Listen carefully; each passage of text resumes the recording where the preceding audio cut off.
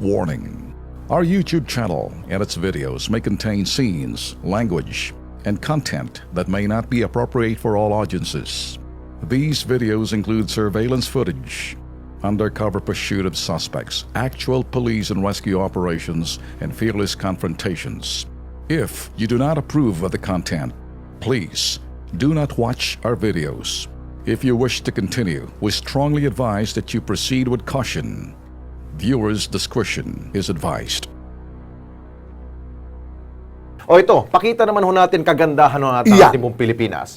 Ito, para sa mga mahilig sa pagkain at kumain, magsasama-sama po ang mga sikat na chef sa buong mundo. At sasaksihan po nila ang isang malaking festival ngayong pong buwan na ito sa Abril. Kung saan ito, panoorin po natin.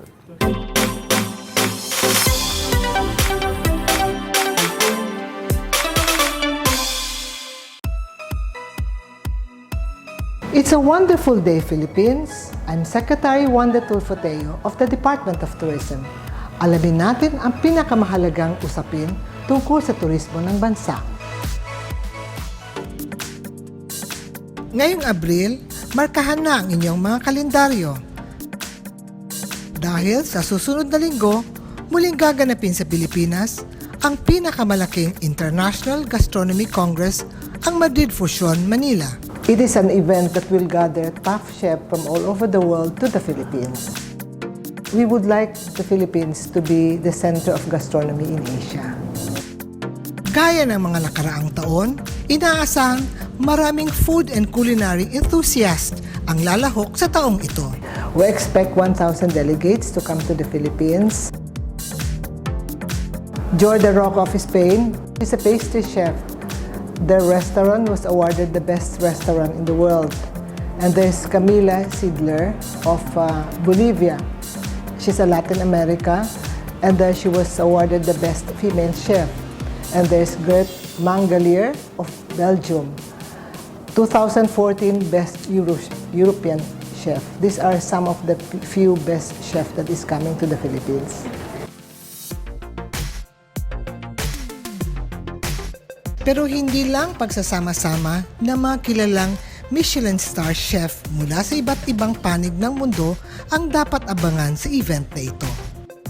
Kundi, maging ang pagbubukas ng culinary festival sa publiko sa pamamagitan ng food symposium at food tasting. We will be promoting tour packages that will be selling culinary tours. So with that, we will be inviting tour operators to come during the event to see for themselves and taste the food that we are going to prepare.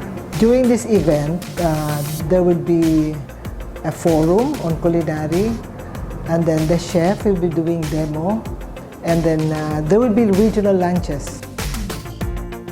But the last day will be open to the public to see the exhibit.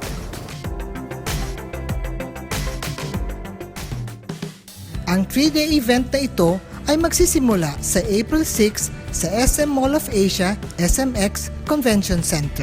This event is open to the public on the last day. The fee is 500 pesos. I would like to invite everybody to go and see this event.